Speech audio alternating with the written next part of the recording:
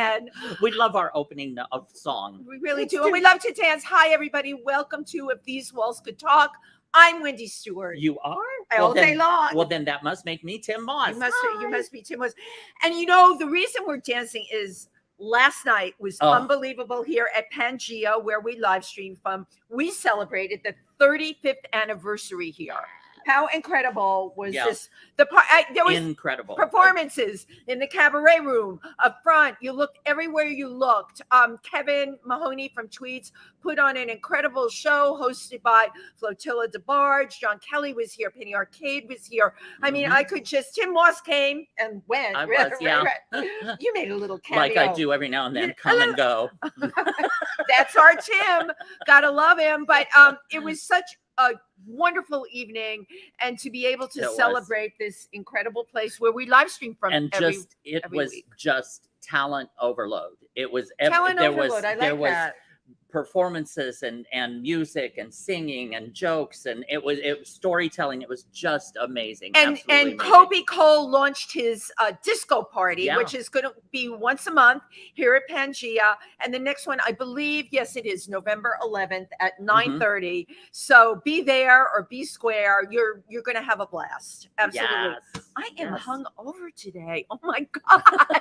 I'm not. I don't drink anymore. No, right. And I don't drink a lot, but I'm a lightweight. Oh, actually, last night I did have like a little bit of wine. A little bit of wine. Oh, yeah, because they were giving out complimentary wine and appetizers. Which I don't normally drink. I had my normal 2 drinks. I'm a 2-drink girl because I really am a lightweight. No more than that, but I don't know. I feel the vodka flowing through my veins.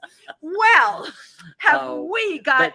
First, just about here in PANGEA, because we do our live stream every week from here in PANGEA, and we set up there's a GoFundMe over here, right by her breast, and you can go fund me, or you can go have fun with me. No, that was terrible. But PANGEA has always been such a supporter of the arts, and during the pandemic, we wanted to come out and help to support PANGEA. So there's a GoFundMe there. Please click on that and help. Or it's in the comment section, I believe, and then help PANGEA. Yeah, because they help the artists. Now, normally we have a guest that comes on, and today we do not have just one guest. We do not have just 2 guests. We have 3 guests today, and they're amazing guests. Okay, absolutely. Because who doesn't love the Golden Girls, right? Blanche, Dorothy, Sophia, Rose. Who doesn't love them? Well, today we have Rose, we have Blanche, we have Dorothy. Today we have the Golden Gays. Yay! Yay! Oh my God, they're popping in. Everybody's Hi, Wendy. Hi, Tim. Hello. Be here with you. This is the most amount of people we've had on, and this is a 3-way. It is. It's like a Roman orgy or something. Good. Ever had in any given time. This is like, I am just so excited. Well, welcome. Let's just say welcome. And thank you for joining us here today on If These Walls Could Talk, because you know what? If walls could talk, the 3 of you, I'm sure, would never stop talking. So tell us, I just want to start out. Well, let's get names. Casual. Let's get everybody's name. Tell us who's who. So Jason. So I'm Jason. I'm the Dorothy. The Dorothy. Okay. And Gerry. And I'm Gerry Mastrolia, and I'm the Rose. Yay. And Andy. Andy Crosten, I play the Blanche. Wow. I have to say it with a southern accent. Yeah. You do. Do you play Blanche with the mustache? Oh. Not yet. We didn't. During our time off from drag, we like to be boys, but one of these days maybe they'll make an appearance. Yes, because she was going through menopause. She was, right, and she didn't have electrolysis, so there you go. You might be able to pull it off. The Cesar Romero as the Joker. Just put the foundation over the mustache. I love it. So, being that we have 3 of you, I'd like you all to just tell us how everything got started, and then we'll go into like each individual player. So how did the Golden Girls come about? Golden Gays. Girls Gays, right? Yeah. Girls, gays, biddies, broads. We let Gerry tell that story. How were you born? What was the birth? 2017. 2017. There's a comic book coming out in a couple of weeks that actually tells the story of how we come about. But Gerry, you can tell the story that is in the comic book. Yeah, it's kind of wild that we're having a comic book created about the Golden Gays. I had just come off a different production of the Golden Girls in New York City, and I was still itching. I fell in love with the role of Rose, playing her, and I was still itching to get more golden adventures out there. So we know you love golden. Well, I mean, look at my lighting. Yeah. It's Wendy, I'm giving you the full Lucille Ball MAME filter now. I got it. I got the whole MAME filter. I'm right there with you, honey. Good. And so I had been a fan of what Jason was doing as the world's B. Arthur impersonator. So I had reached out to him and I said, hey, would you want to get all dolled up and go to that new Golden Girls Cafe that opened up in Washington Heights? It was the Rue La Rue Cafe. Right. And the short-lived, the infamous Golden Girls Cafe, and it was a shrine to everything Rue McClanahan and Golden Girls. Rue McClanahan's scripts, costumes, her Emmy. It also, there may or may have not been her ashes. Her ashes were somewhere on the property. Allegedly, yes, that is true. Allegedly. Oh my gosh. Not sprinkled, but I think in an urn somewhere hidden that just made it even that more enchanting, or that was like, whoa, this is gay heaven or something. Yeah. And so then Jason reached out to his friend, his musical director, Mason Griffin, who he said to Mason's then boyfriend, now husband, Andy Crosten, and said, you can play Blanche, right? And Andy, what did you say? I was totally taken aback and just at the time saying yes to anything that came along. So I just said, for you, sure. And I was, really nervous, but excited and didn't know what was going to happen. You went for it. I went for it, yeah. And then, as Gerry was saying, my husband Mason plays the piano for us. And so Mason came along. I'm pretty sure Anthony came along too, I think, that first time, Jason's husband. Yep. And we just totally flash mobbed the Rue La Rue Cafe. We got dolled up, went in, and took pictures with people. We ate cheesecake, and then of course we had to. It's a must. And the owner was there, Michael LaRue, who let us jump on stage and do a number or two. And it went really well that he invited us back to do 2 trivia shows. We did 2 trivia shows that fall of 2017. I think like October and November. Mm-hmm. And that was it. That's fabulous. Well, one of the things you're saying that I do want to point out is the amount of risk taking that happened. One person approaching, because we're all performers, right? And you just brought up something all of us need to do more of. Just go for it. Yeah. You went for it. And everybody said yes. All right. There was no plan. There was no gazillions of auditioning people, all the nonsense that you go through out there. You just freaking went for it. And look where you are now. Mm-hmm. You take a chance. You take a chance and you never know what could happen. So we were all in that mindset of creating our own work. We all have individual careers as well as a career together with the Golden Gays. So we just put all of our best attributes together, and that's how we're able to almost 5 years later, are able to travel with 3 different shows. So it's pretty cool. Yeah. So now you mentioned doing trivia. What were some of the questions? Like, what was the name of whose was it? Was it Dorothy's brother? Yeah. So yes, we would each host a round essentially, and so we would do character-driven questions per round. So I would ask Dorothy questions like, "What was Dorothy's cross-dressing brother's name?" I don't remember.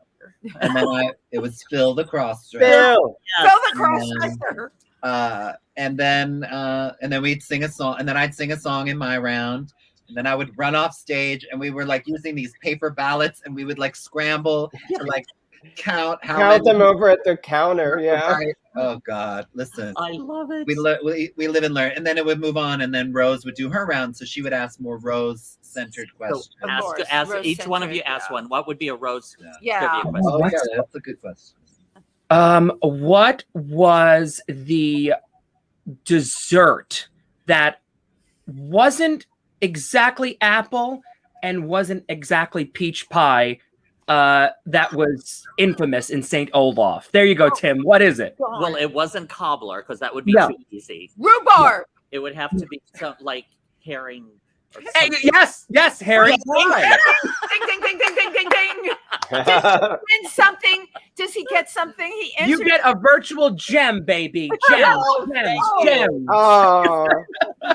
Thank you. I'll take it. And then Blanche. What would be a Blanche question? So Sophia liked to call me a how many year old mattress? How many years? Question. I think 50. Oh, you are correct, John. I used to love the God, we used to watch it a lot. Yeah, 50-year-old mattress. 50-year-old mattress. I don't remember any of these answers. How about a really good one? How about a really good one? Yeah. Okay. What was the birth name of the actress who played the role of Aunt Angela? Go ahead, Wendy. I'll let you answer it. I am completely devoid of any answer to that question, but I'll give it to Tim. So whenever we do these kinds of things in our shows, inevitably we run into people like Tim who seem to know the answers to everything. Yeah. So this is our drop dead question. It's actually the actress went by the name Nancy Walker. Nancy Walker, that's right. Oh. But her given name is Anna Myrtle Swoger. Blah, blah, blah, blah. Anna We're the Myrtle. only people who know it. And who was she married to? Ooh, that's a good trivia question. Oh, you might have gotten us, Tim. Oh, I'm adding this to the list. Was it add it to the show. Oh no! I'm sorry. It wasn't Nancy Walker. I'm thinking of. Never What mind. was the? I was thinking who starred in. She did like toilet paper or what did she do? Did Bounty. Towels? She did Bounty paper towels. She was Rhoda's mother. Rhoda's mother, right. Kay Ballard. Kay Ballard. Oh my God, I love Kay Ballard too. Oh God. No, I'm sorry. I got her confused with Harold and Maude. Who started Harold and Maude? Oh yeah, yes. The name is. Oh, Jason went on mute. Can somebody Google that? Come on. Let me see.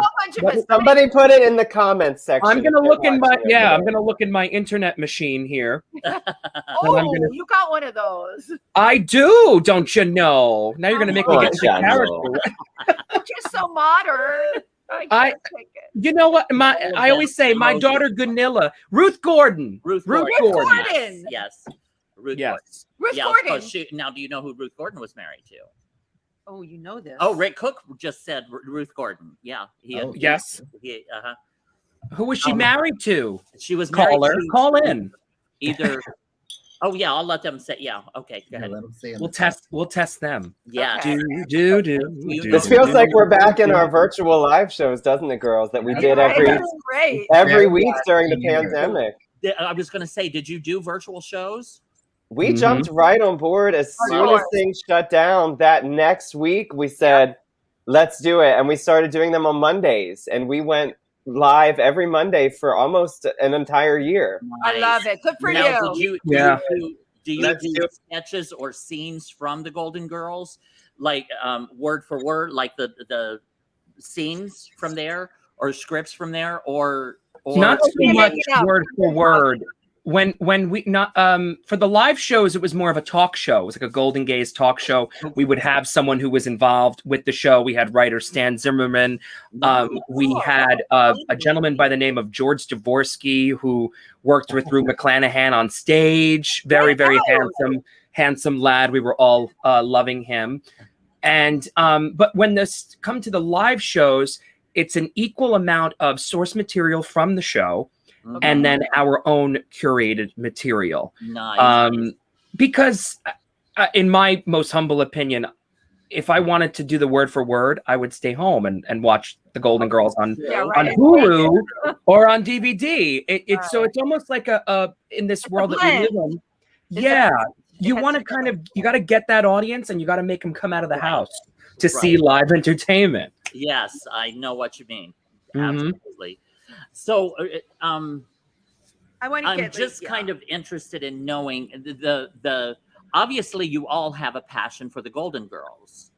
What was it about the Golden Girls that just drew especially the gay community in, do you think? I think that for me, and I thought a lot about this because people ask me the question, I think it actually correlates a lot to what was happening in the 80s. I think that it was a time when people were desperate to absorb some kind of loving, caring something that was also saying something at a time when we were like, oh God, like what is the state of the world right now, especially in the gay community? And because they were so good at creating these archetypes, using archetypes, it was easy for us to identify and say, oh, I'm the Dorothy. Oh, you're a slut. You've got to be the Blanche. Right. You're the whore. And also, the gay community was able to see themselves in those characters who were women of a certain age who had never been given the opportunity to be sexy, to do the things that gay people at that time and currently. Listen, I think you really hit the nail on the head with that, because I was very much big about this in the 80s, and a lot of my friends were. It was the relationships between the women. They did say outrageous things. There was never a show before that where they said those things where they were that honest and they were that outrageous. And in the 80s, people really needed that, because if you remember what was happening in the gay community, it started out with GRID and then it went into AIDS, right? Well, people needed that comedy. Well, also during the 80s, the gay community was just starting to surface in America, because we had been hidden before that. Right. We were just starting to be seen, and then this show comes out about a group of older women, which had never been done before. So they're being seen, and I think maybe we could relate to, like you said, to their different characters, and because in every group, you've got the smart one, you've got this dumb one, and you've got the whore. Sassy naive, Tim, naive. Naive. But what's interesting is that show, even now, and I love that you do this show live, because it never did lose its relevance. No. Even people that have not had the opportunity to see you on the tours, everybody knows the show, and people quote things from the show. And it's still to this day, for a show to be relevant for that amount of time, that says something about it. Good comedy is good comedy. It's a testament to the writers, I think. The script writers really were very talented, and they can still go ahead. Oh, I'm sorry. They can still what? Yeah, I mean, that still stands the test of time. You can still laugh out loud today. The jokes are just as funny. I agree. Right. Now, Gerry, I think you had a thought about why the Golden Girls were so identifiable to the gay community. I think chosen family. It was.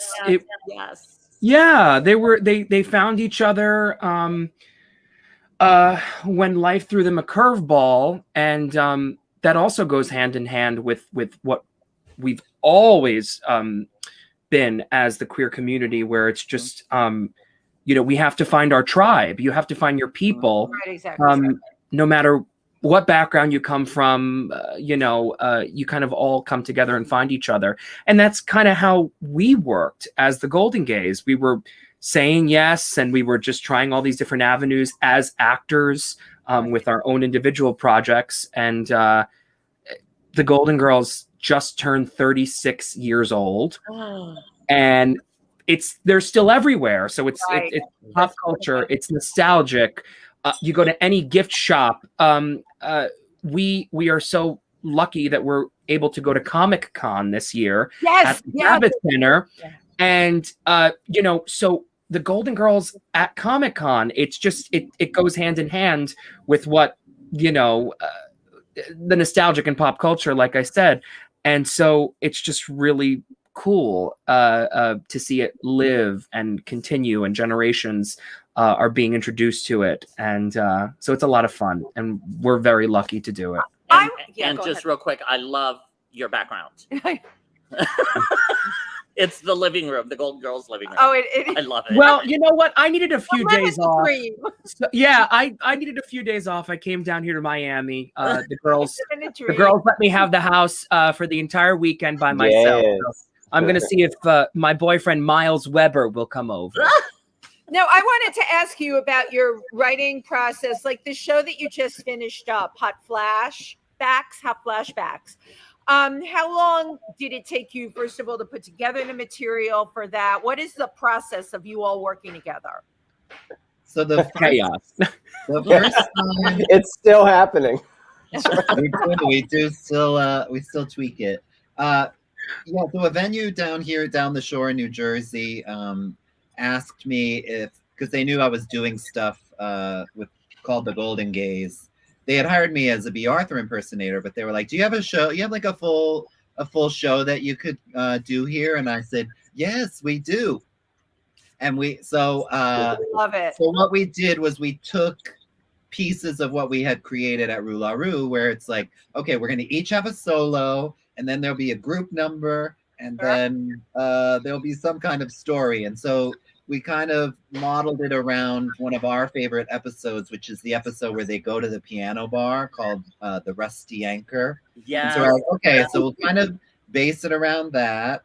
And then, which we haven't addressed the missing elephant in the room. The missing elephant in this room is that we have no Sophia. Mm-hmm. And then circling back to what you said about saying yes, we did have someone in line to play Sophia, but that person did not say yes. They canceled at the last minute. Oh, that's bad. So, so at the last minute, Gerry modeled a puppet. So the first time we ever went out, Gerry made a puppet from his costume trunk. And then later, what we did was we would bring the props for Sophia. So the purse, the hair, and the glasses. And we just brought that everywhere we went so that you can be the fourth Golden Girl.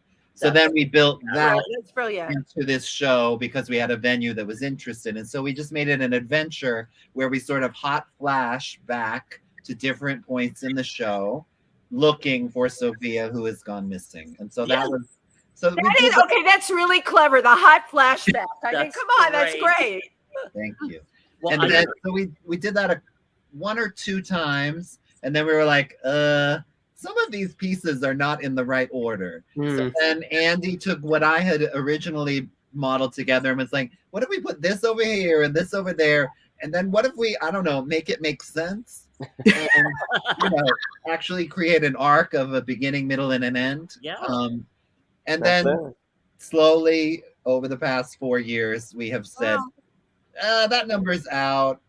This number's in. Yeah, it's ever evolving. Hot flashback. It is right, and we're able to. We workshop it, and we're able to cater it to different specific venues. I think that's a really cool thing. You have to be able to do that. Yeah. Right. You have to be able to do that, and you got to be able to read your audiences. And flexible. Yeah. You got to be. Roll with it. Roll with it. I love that. Love that. Absolutely. Now I wanted to talk to you about Comic-Con. That's a very big deal. That's huge. I love it. Yeah. You have merch you're going to sell there too? Merchandise. We're going to sell pictures. Mm-hmm. That's our biggest thing. We, people, because they want to be Sophia, so we sell a picture. You get to dress up as Sophia for $5. You come in and you get a picture with us. And it's really going to be, because we've done RuPaul's Drag Con for like 3 years. So Comic-Con won't be all that different. So we'll be kind of used to the setup and everything. But it is a big deal. I mean, in terms of the publicity and the amount of people that go, I think will be really fun. And just introduce ourselves to new people and new fans. That'll be exciting. Absolutely. It's a big deal. My sister bought tickets. And by the way, now she's not going, so we've got 2 extra tickets for sale. So I'm putting that into your universe. If you know anyone that wants to come see you, see me. Yeah. Gotcha. So should we show the clip yet? Or sure. Yeah. Can we show the clip, Chauncey? Well, firstly, I just want to say thank you for tuning in to If These Walls Could Talk with your hosts, Wendy Stuart and Tym Moss, and our amazing guest, the Golden Gaze. which is Gerry, Jason, and Andy. So now let's take a quick look at the Golden Gaze. Yay! Sizzle. Andy's husband, Mason Griffin, is our live pianist. We're doing an homage to the show. There are bits, pieces, little things that are peppered through for the super duper fan, but also there are people, millennials, who've never seen the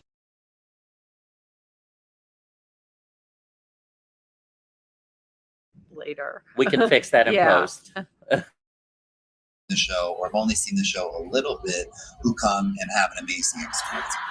Our drag mother, Kasha Davis, said it. You know, don't ever lose the live aspect, because that's what really sets y'all apart. Andy happens to be the best mover of us. Yeah. And Rue was a trained dancer. So we add that in. Improvising within a song is something that I do, improvising in general. And so we build that in.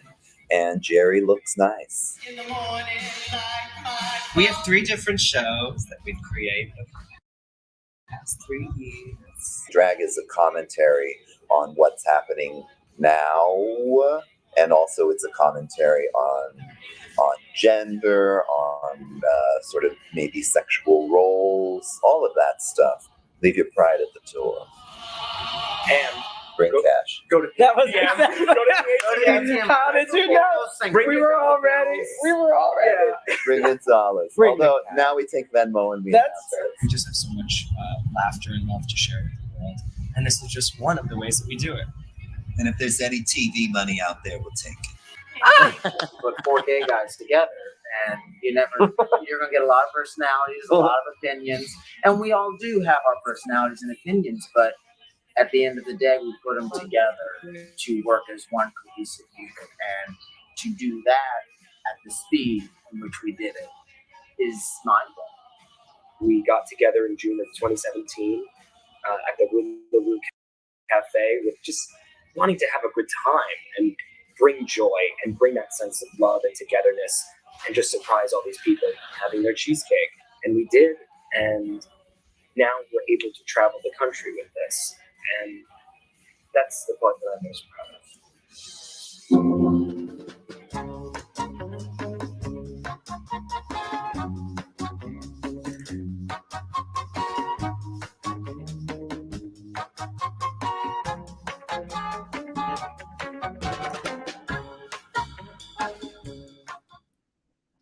Yes.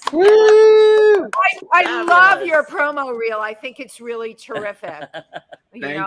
Thank you. It's very entertaining, and it really gives the whole backstory. Yeah, very informative. In a couple of minutes. I don't know how you did that, but you did. You got it. It's great, and it's short, sweet, and that was actually our friend. Her name is Christy Scott. She is a producer for CNN. And so she was on the cruise. Her and her husband were on the Golden Fans at Sea cruise, which is an all Golden Girls themed cruise.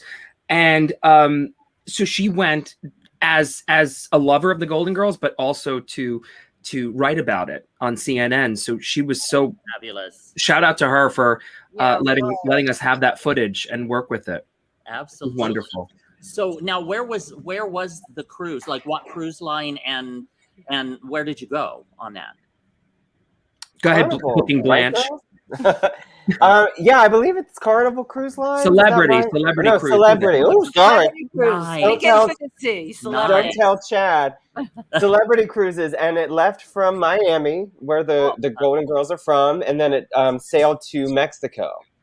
And it was about 4 or 5 days. There were actually 2 of them back to back in 2020. Nice. And there is another one happening in January of 2022. Yeah, I see you have one coming up. We should go on that. There are still cabins available. You guys would have a ball. Now, that one leaves from Fort Lauderdale and goes to, I think, the Dominican Republic. Nice. And these cruises, like, you have to perform. Do you do during the day, during the night? Like, how do you do it on the cruise? Are you in drag all the time? Pretty much. Basically. Yeah, we're like the Disneyland characters on this cruise ship. So we are we are turned on all the time. And yeah, we'll probably have a show like every day, I imagine, and we'll do other things, just meet the fans, we'll sell our merchandise, all the things. But you have to be in drag the whole time you're there. Well, not the entire time. Every other day. Yeah, something like that, yeah. Wow. And the shows are earlier in the day. Usually they're at like 1 or 2 or 3 o'clock. So we'll get in drag and then we'll maybe stay in a little bit after, but then we'll get out of drag by dinner time. So right before the early bird special. We do that right before. Exactly. Well, I have a question for the three of you. Now, were you in drag before this? Did you all do drag beforehand? I had done drag theatrically, and actually I still consider this to be, theatrical drag. Right. I'd gone out a couple of times in New York before I lived in New York in drag, but no, other than that, I was cast in a production of Taming of the Shrew as Bianca, and then I did Cloud 9, which is a nice juicy drag role in there. So I had done it theatrically, but never as a personality per se. Right. I think that's true for these other kids too. And then B. Arthur passed away, and you just happened to get cast as B. Arthur in another Golden Girls show. So she left a little bit of her soul here for Jason. That's so cool. You were like the only game in town when she passed away. And so Gerry and Andy, did you do drag before? Go ahead, Gerry. I had always been really, really inspired by the character actors and female impersonators of yesteryear. So Charles Pierce, Craig Russell, Jim Bailey, so many, many more. Pierce. Oh God, even T.C. Jones, who did vocal impressions way back in the early to mid 50s, and so many others. So I've always been an old soul, and I've always loved the legendary ladies of showbiz. So I found myself doing. First time in drag was, believe it or not, middle school. Wow. You had a leg up on everybody else, literally. Oh, it was terrible. It was a cheap Garden City wig. It was. And I begged the popular girls in middle school to let me in. They were doing Mama, I'm a Big Girl Now from Hairspray. Roll the clip. I brought the clip. Here it is. Mama, I'm a big girl now. No. So I was, and I was still in the closet and I was very shy and I was like, I would love to be a part of you, and so that's how it happened. Let you in? Yeah, they finally let me in. Fabulous. Yeah. Aww. And so that's how it started. And then totally cool. Yeah. Wow. Yeah. Did you How about you, Mr. Crosten? That? I did I come out after that? It took a little bit more cooking time. Yeah, right. But if you couldn't tell after that performance, at that point, if you couldn't tell. Oh God. And Andy. Well, so similarly with these guys, I'm a character actor, so I had played female roles in other shows before the Golden Gaze. Right before that, I did Hedwig and the Angry Inch, which was a lot of fun. But similar to Gerry, the bug bit me really early. My mom and dad got me a pair of ruby slippers when I was 7. And I dressed up as Dorothy in The Wizard of Oz. So I was dressing up since I was very young. And then also similar to Jason, I was a club kid in New York for a lot of years and wearing really ridiculous outfits around the town. Nice. But really, I would say Blanche was the first time, the first time I actually attempted, I would say, drag. Right, full makeup. Yeah, the full thing. Dress, and the whole. Yeah. I've got questions for each one of you, and I'm sure Tim does too. Gerry, because I was reading about you. You worked with Debbie Gibson in Totally Tubular Machine.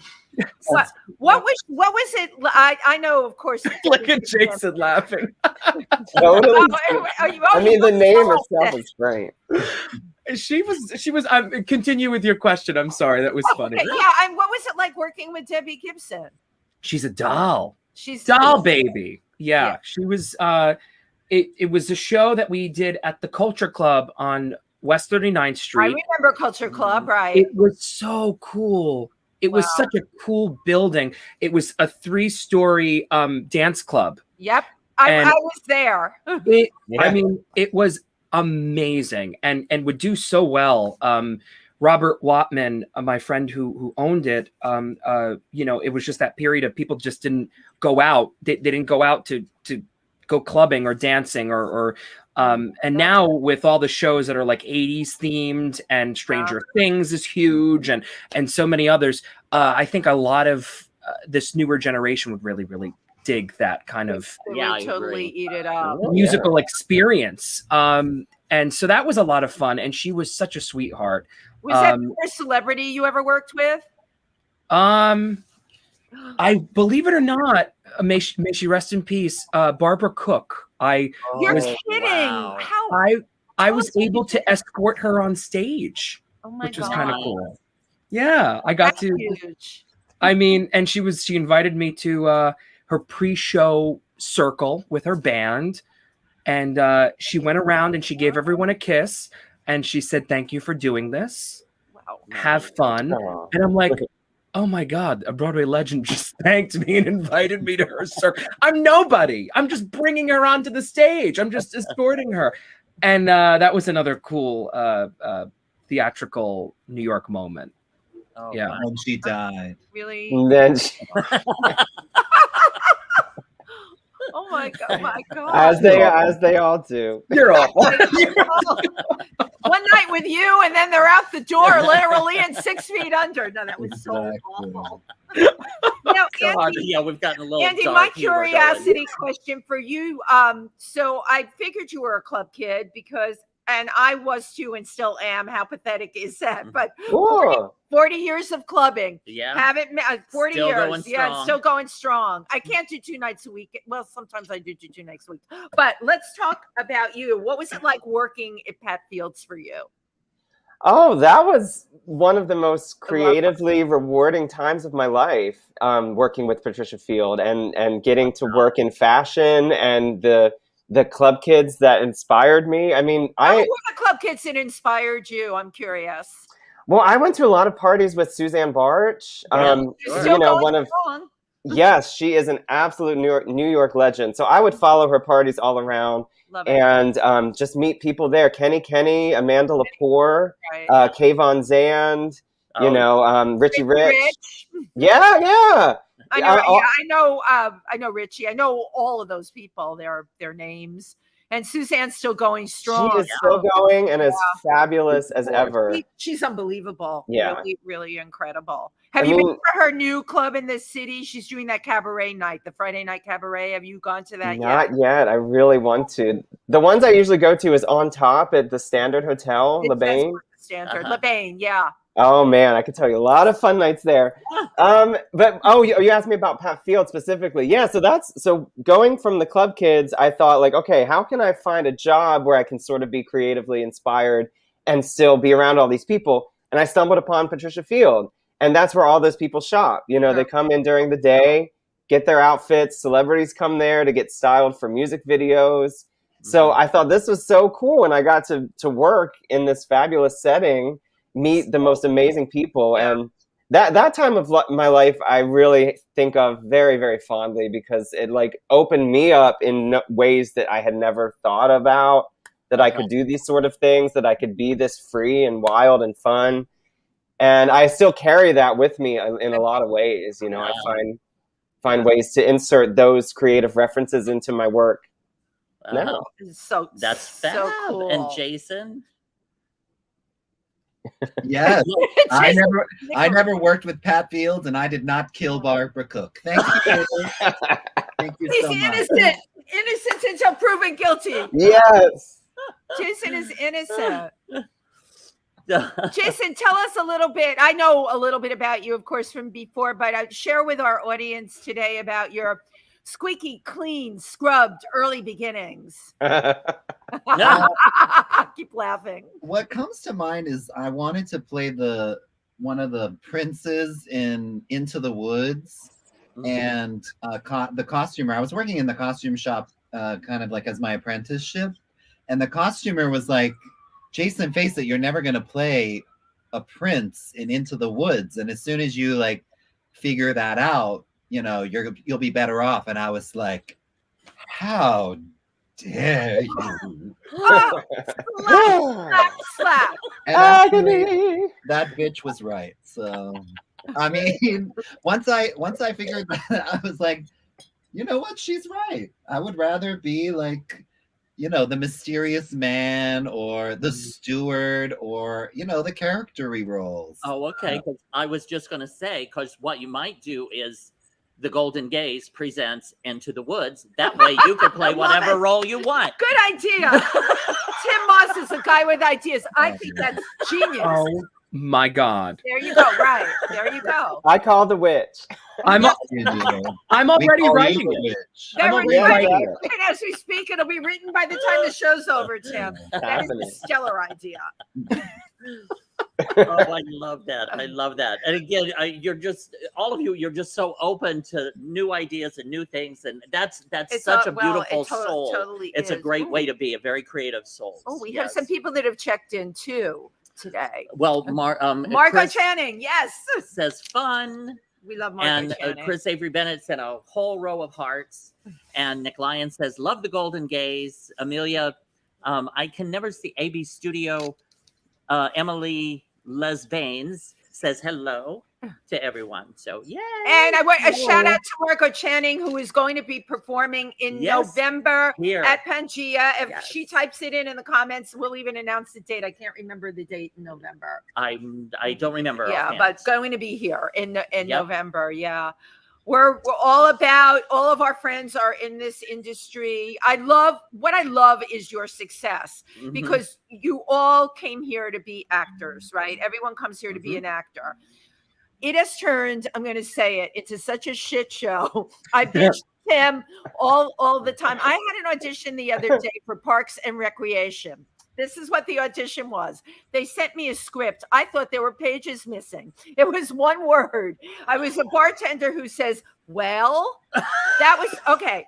And now you have to videotape it and send it back. Oh, it had to be framed. So, you know, they give you the direction. It had to be framed. It had to be lit, right? Yep. It had to all be perfect. And then it had to be uploaded. This is the first time I've uploaded. It was Google. That wasn't the hard part. But like, I had one freaking word. Come on, guys. Well, what's my motivation? Is it you know or what? Is it well? I love well. I tell this to Tim all the time. I love that you're doing your own thing. I love that you're doing your own thing. Same here. I am doing my own thing when I'm not auditioning for this other stuff. And if I didn't have my own thing, I would tear my freaking hair out, because what our industry has turned into, and because of the pandemic, if it was bad before, now it's just absurd. Oh my God, I just feel so cleansed. Yeah, let it out. Thank you, girls, for letting me get that out. I can't. You are such an inspiration. Yes. Because you're so creative and you're bold and you just do it. I love that. And you know what? You're making people happy also. Absolutely. Now more than ever, I believe, you know, people need to have this kind of thing. They always needed it, but, you know, we're coming out of this thing right now. You got to keep people laughing, and you got to make it warm and fuzzy. And believe it or not, that's how I think of the three of you and your relationship. You may tear each other's hair pieces off when we're not around, but there is a warm and fuzzy that comes through, and I like that. You know, I totally and I love also that. like, I was talking to you earlier about how each one of you kind of plays a different role in the involvement and behind the scenes. Right. I love that. Well, you know that too from your shows. When you do the shows that you do, you're performing, but you're, you know, 50 Shades of Gay. You do.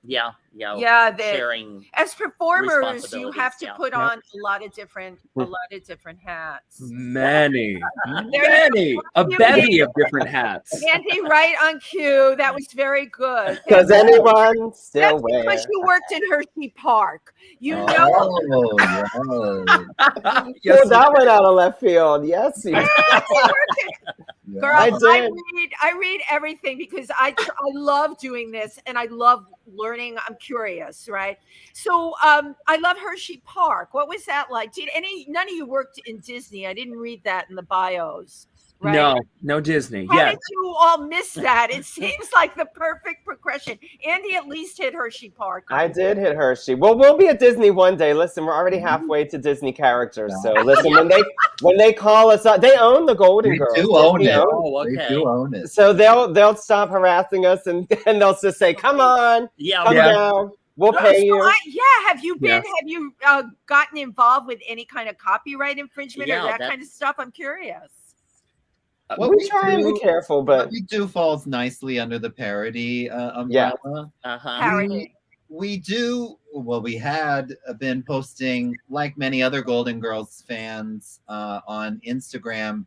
If you post like a video or something, they will come for you. A video of your show, not of our show, but of the Golden Girls. Like if you're like, that time that Dorothy was savage or something, you even put like a little something up, Instagram will come for you, or the robots will come for you. The robots. But no, I mean, what's her name? Marsha Posner Williams, who was an original producer of the Golden Girls, just booked us on Cameo to make a birthday video for someone she knew who was on the show. That's like incredible. So, and we're friends with Stan Zimmerman, and we came in the back door just so that we can be safe from those things. And nobody picked up on the back door thing. I saw you roll your eyes. I did, but I didn't. You did? I did the eyes. I'm a lady. I didn't say anything, but it's just I saw Tim's face. I'm like, oh, back door. Why did Jason have to say that? We all should have just looked at Blanche. My back door is always open there, Tim. Come on in. I was typecast for a reason. You were in Hershey Park for a reason. Oh, there's a really disgusting joke there, but I'm not going to make it. There's a joke there, right? But we're all laughing. It's all in good fun. Thank you, everyone. Thank you for tuning into If These Walls Could Talk with your hosts, Wendy Stuart and Tym Moss, and our wonderful guests, the Golden Gays, Gerry, Jason, and Andy. Yay! Yay! Thank you. I was hoping that you guys might do like a little scene between the three of you, or just where you're in your characters, like just to give people an idea of the banter. Tim. Yeah, a little banter. Hello, everyone. Thank you for being a friend. My name is Dorothy Zbornak, and I have chronic fatigue syndrome. So I'm going to introduce my roommate, Blanche Devereaux. That's Blanche Elizabeth Hollingsworth of Atlanta, Georgia. Then Blanche Elizabeth Devereaux of Miami, Florida. Hi, fellas. Blanche, your initials are B-E-D? Her initials spell bed. I'm confused. This is my other roommate, Confused. Oh, shush, Dorothy. Ladies and gentlethems, may we present Miss Rose Nylund, nay, Lindstrom of the St. Olaf Lindstroms. Oh, Guten Kaval, Streamyard, Steidel. Thank you so much. You're welcome. Oh. Okay, that was just so brilliant. That was great, Tim. That was so brilliant. I really did. I totally loved that. Oh my God, how fun! So crazy, so great. So, you have a lot of tours and things coming up. Right? That it's like y'all are working all the time, running around, working gals. We're working gals. Yeah. Everybody can come see us at Comic-Con in a couple weeks here at the Javits Center in New York City. Yeah, did you give the date in October for that? Yeah, I think it's the 7th through the 10th. Okay. The second weekend in October. Okay. And then not long after that, we'll be suiting up. We'll be putting on our sleigh bells and our Christmas hats and getting ready for our Christmas tour starting on November 10th. We're starting early. And then what is that called? So our Christmas show is called Thank Yule for Being a Friend. Hilarious Yuletide, exactly. And we are going here, there, and everywhere. We'll be in New York with the opening night of that tour at the Triad Theater on November the 10th. Yeah. Okay. Yeah. And then from there, we're going everywhere. We're coming to see you there, definitely. Oh, please do. We'd love to have you. Where else can people find you? Or where else, what other cities are you going to be touring? For the Christmas tour, let me see. We're going to Bridgeport, Connecticut. We'll be in all over the Midwest, in Cleveland, Indianapolis, Pittsburgh, Cumberland, Maryland, and some others in the works. And then we're heading to Fort Lauderdale, Florida for a 2-week run in December. Yeah. So and then you have your cruise coming up that's going to leave. And then right after that's the cruise. See, I got your whole schedule memorized. Cruise. I mean, I do all the booking. You're a golden groupie, Wendy. You gotta come along. I'm poor at trivia, but I've memorized your schedule. Yeah, she's a groupie / stalker. Yeah. So perfect. We get a lot of those in the Golden Girls universe. So totally sure. I love it. Oh my God. So yeah, I just want to talk about your future. We're talking about the touring and everything. What do you see is going to be your next big leap for the Golden Gaze? Oh my goodness. I think it's maybe something documentary-ish. We always say that, you know, the real show is when all of us are in the car that doesn't have enough seats trying to get to the venue, and you know, we are constantly trying to make each other laugh and succeeding. And so if there was a camera following that, I mean, you know, that would be TV gold. I hear you. I hear you. I love that.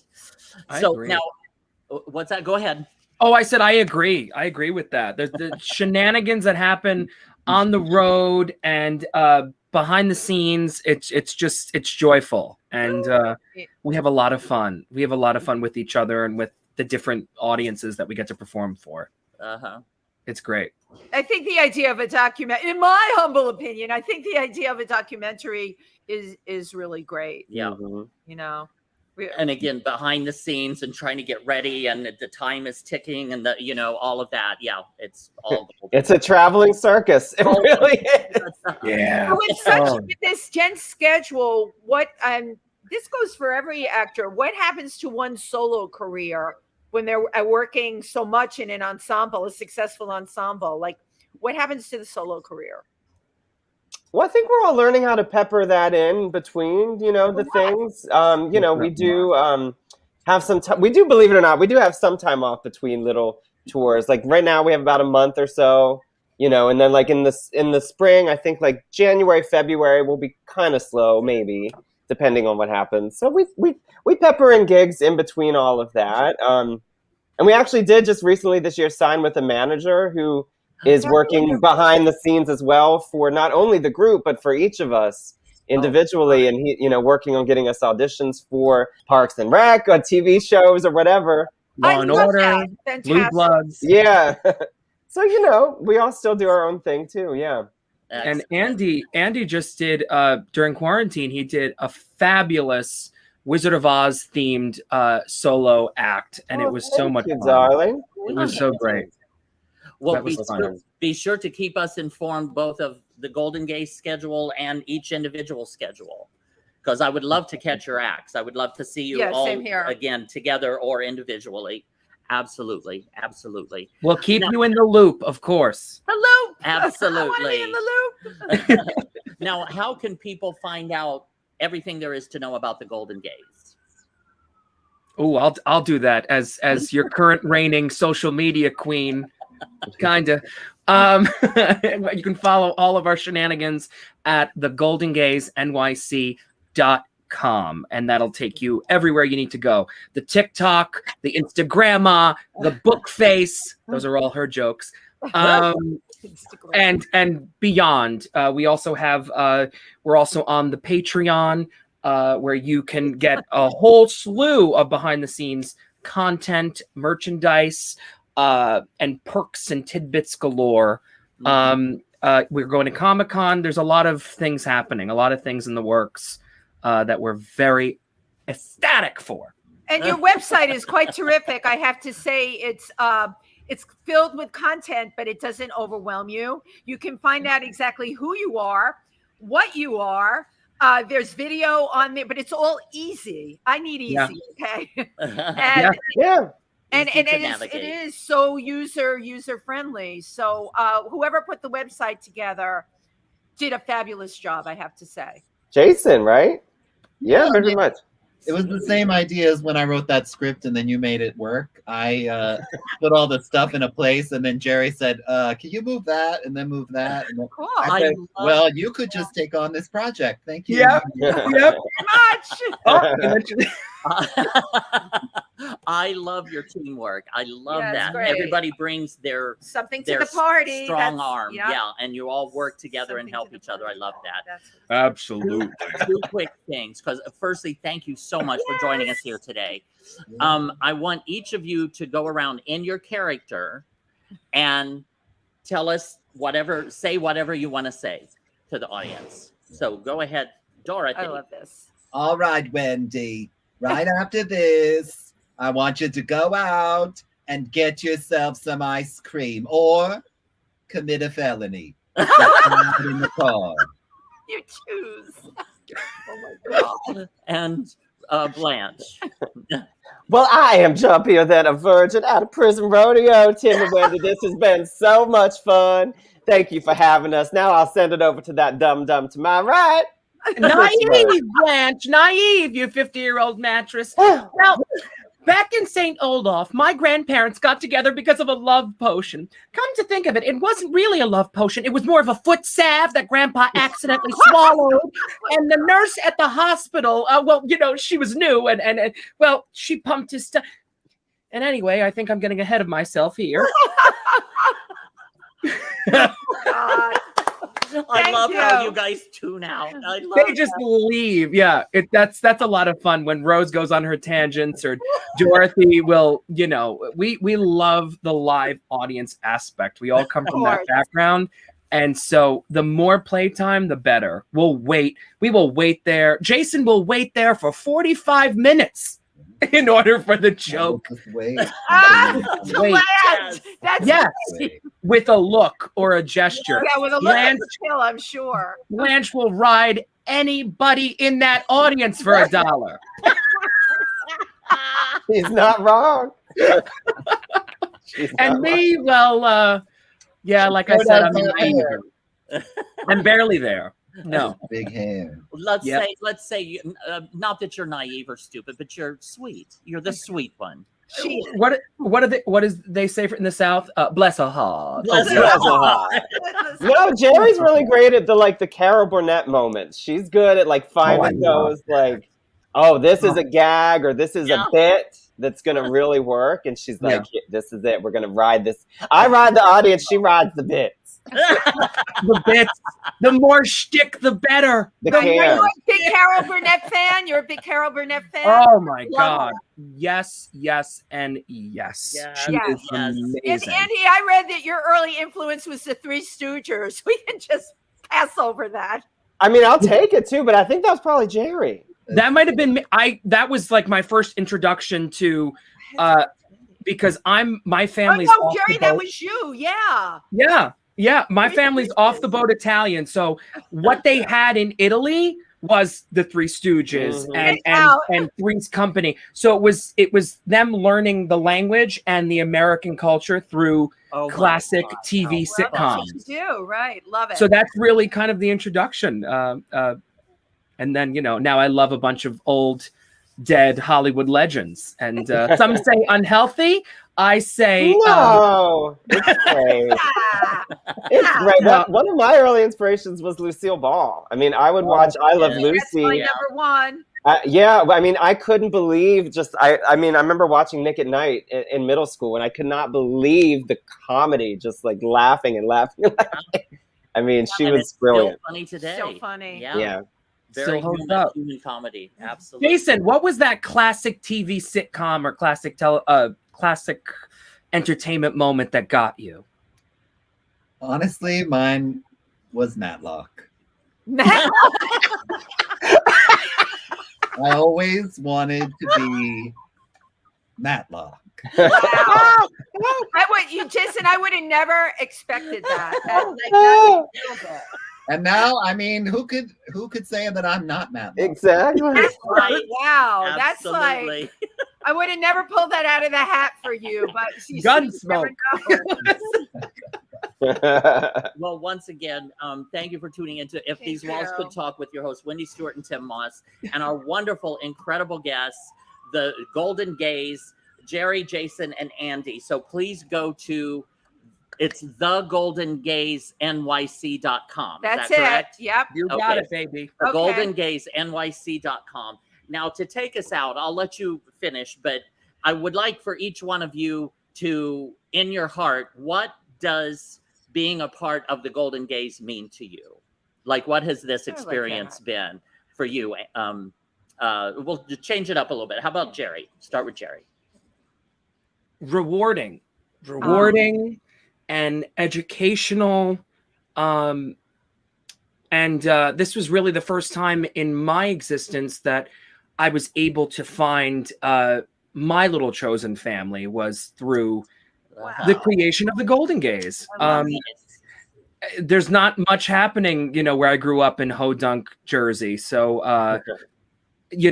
and Jason's laughing. And so when Jason laughs, I laugh a lot. You laugh too.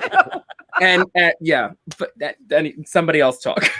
Okay, well, Andy, what does the Golden Gays mean to you? Your experience? I mean, getting to do what we do and entertain so many people is something that is beyond my wildest dreams. Really, I still have to pinch myself sometimes when we're about to walk on stage or, be in these cities where we don't know anybody and people buy tickets to see us, something we created, and we're selling out venues of 300 people. I mean, it's really astounding, the journey that we've been on, Wow. and it's, I think of myself as very lucky in that regards. Oh, I love that. And Jason or Matlock, whichever you prefer. Matlock. I've gathered all of the clues to the. She did. Yes. You did a good job of it. Yeah, circling back to how we started, we go where the yes is. So we all said yes, but also if a venue says, "Hey, do you want to come here?" the answer is yes. Yeah. And if a venue is not answering the email, not answering the call, then we're not going there. We're going to go to the one that invited us. Right. And then also what I think about, and we say this a lot, which is we created a thing where there was nothing before. So we did a show at the Italian restaurant where there was no show before. We did a show at the place down in Rehoboth. We do shows in Cumberland, Maryland. Who even knows where Cumberland, Maryland is? I don't actually heard of it. But how cool. That's my hometown. We made a thing that didn't exist. So that's the best part for me. It scratches my itch of what Wendy was saying of it's so hard to be a performer, to be an actor, to actually get out there and do the thing that we've trained our whole lives to do. And now I get to do that because we as a group are making it happen. You created your own thing. I love that. Yes, you created your own stage and you just walked out on it. I love that. Well, thank you so very much, Gerry, Jason, and Andy of the Golden Gays. Oh, we love and adore we love you. Thank you for being a friend to our friends today. Yes. And anyone who's watching, go to their website. You can see their upcoming trips. You guys are everywhere. Get your tickets. I'm going to be at the New York show for sure. Absolutely. Yay! Okay. Love you. Love you. Thank you, guys. Bye. Bye.